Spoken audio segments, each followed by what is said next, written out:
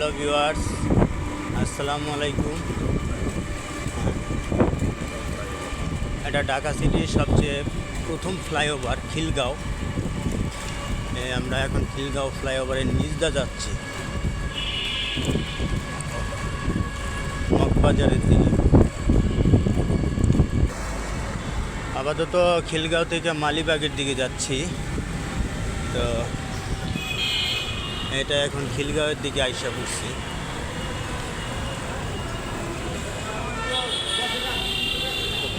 আর ওই যে উপরে ফ্লাইওভারে বাস চলতেছে, আবার এর মাঝখানে আবার রেল লাইন আছে।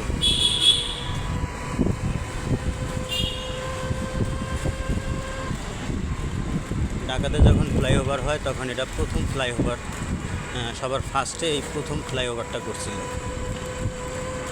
এরপরে আস্তে আস্তে অনেকগুলো ফ্লাইওভারই উদ্বোধন করা হয়েছে।